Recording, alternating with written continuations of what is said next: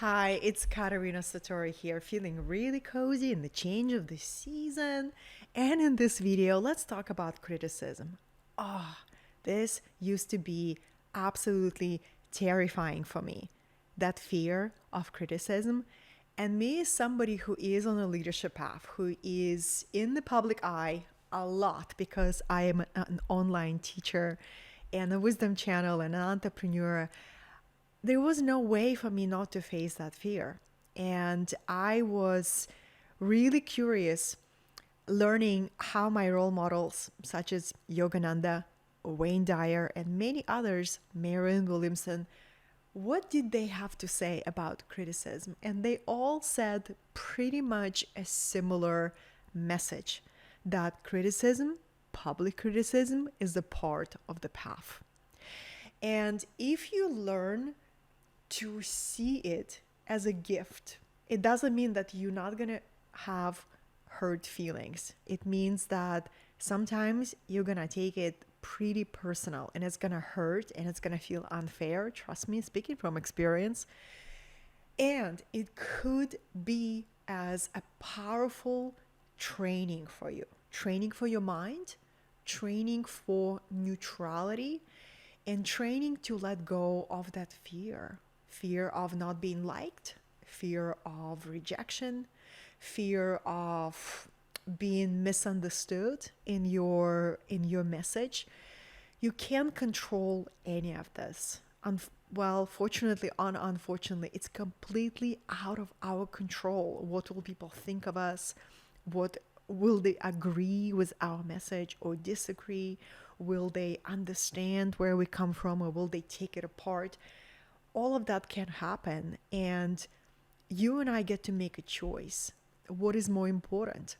And if you're on the path of leadership, if you're on the path of sharing your message online in a very public way, the sooner you face the fear of criticism, the sooner you will feel the freedom of that, the freedom from that fear, right? And then the criticism.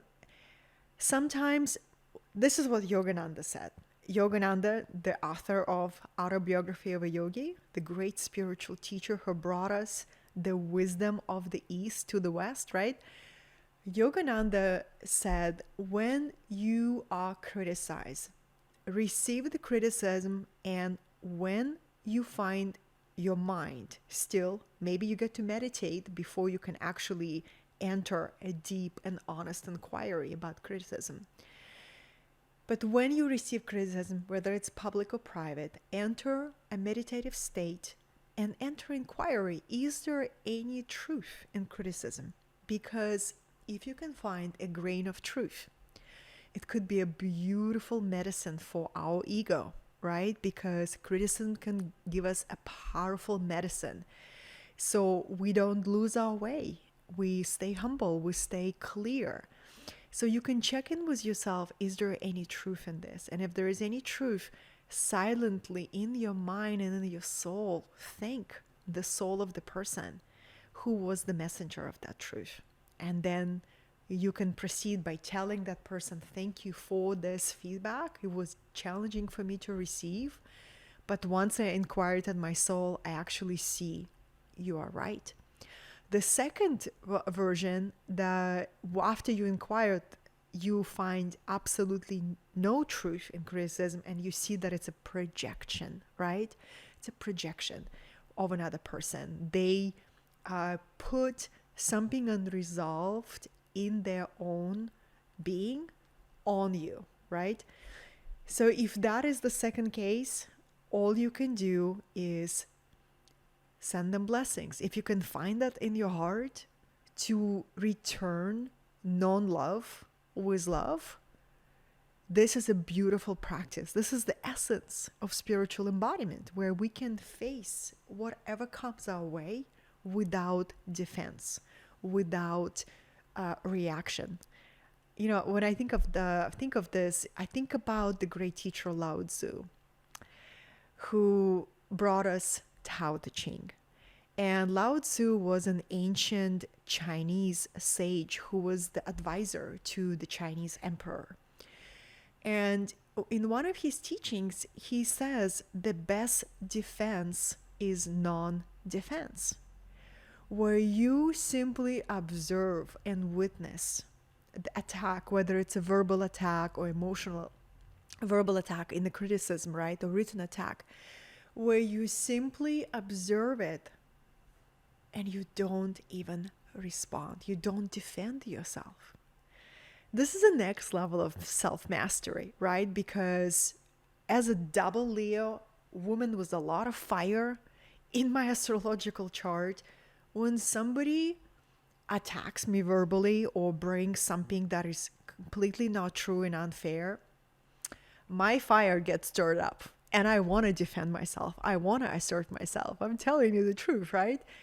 But what this path has been teaching me, if I just let my inner fire cool off for a minute so I can gain my objectivity and I can enter the stillness of the mind, I can see the situation more holistically. And I can see the reason why the situation shows up for me. I want to tell you one story before I complete this video. Is one time I had a student that joined one of my programs that I was teaching. And this is the person who has never been familiar with my work. And I think she was referred by one of my previous students. But anyway, she came into my container, and 3 or 4 weeks into the class, she sends me this message with a mouthful of just verbal attack. Not even, I have a challenge here with you, let's sit down and explore, or we're not resonating. No, it was just a waterfall of negativity.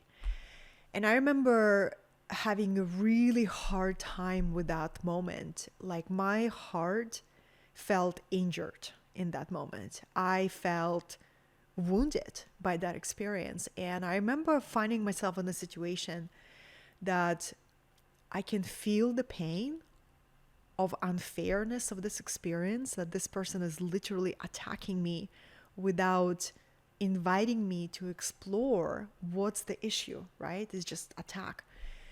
And I remember feeling like an injury to my heart and making a choice to see that experience as a powerful training in neutrality, to see that as experience as an opportunity to alchemize it, an opportunity not to defend, but to look deeper. And I remember the guidance that I got from my heart and from my inner wisdom is to simply refund her investment in my program and to say thank you. It doesn't look like we're in resonance or we're fit. I wish you well. Thank you. This was my approach, and I'm really grateful that in 8 years of sharing my message online, I literally have just a handful of examples like this. So if you are concerned about criticism, I can almost assure you it's 1%. It's just 1% of the people who will engage with your message. The other 99% are people who want to support you, who will resonate with you, right? And just accepting that 1% or 10% and just making peace that this is the part of your leadership training can really liberate you, because then if you're not afraid of being criticized, you can really begin to open your voice. You can really begin to take a stand for the topics that matter, right?